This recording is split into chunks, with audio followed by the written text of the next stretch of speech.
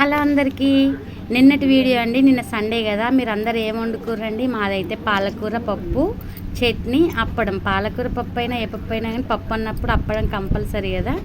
నిన్నైతే సండే రోజు సరిపెట్టుకున్నాము. అదేం లేదండి, నాన్ వెజ్ తినాలని ఉండే, కానీ మా వారు ఒక రూల్ పెట్టిర్రు. వారంలో 1 టైం, లాస్ట్ 2 టైం మాత్రమే నాన్ వెజ్ తినాలని ఒక రూల్ పెట్టిర్రు. ఆ ప్రకారం మొన్న మేము 1 వీక్లోనే 2 టైమ్స్ తినేసినాం చికెన్, మటను. మా వీడియో రెగ్యులర్గా చూస్తే మీకు అర్థమవుతుంది. అయినా నా వీడియోలు సబ్స్క్రైబ్ చేయట్లేదు, లైక్ చేయట్లేదు అని మరీ చెప్పంగా కూడా ఎక్కడ వేసిన గొంగడ అక్కడే ఉన్నట్టుంది నా పరిస్థితి. చూద్దాం ఏం జరుగుతుందో. అన్నం అంతా తిన్న తర్వాత వక్క కడుక్కొని ఎవరైతే తింటారు వాళ్ళు నా కేటగిరీ చెప్పండి.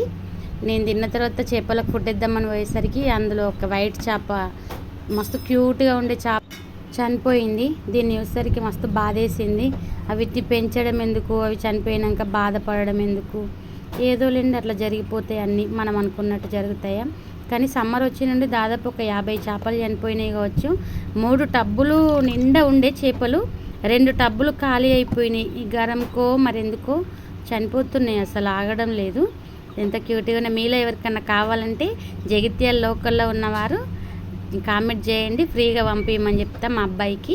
ఓకేనా? మీలో సాయంత్రం కాగానే బయటికి వెళ్ళి ముంజలు ఎవరైతే తెచ్చుకుంటారో వాళ్ళు కూడా కామెంట్ చేయండి. మాదైతే పల్లెటూరు కదా, చెట్టు కాడికి పోయి ముంజలు తెచ్చిర్రు మా వాళ్ళు. ఎంత బాగుంది తెలుసు అసలు. ముంజలు అంటే అదొక ఫీల్, అవి ఒక తినడం కానీ వీటిని ఎంజాయ్ చేయడం కానీ నాకైతే ఫుల్ ఇష్టం అండి. అసలు ముంజలు వచ్చినాయా కంపల్సరీ 1-2 కంప్లీట్గా తినేస్తా, అంత ఇష్టం. తిన్న తర్వాత కొంచెం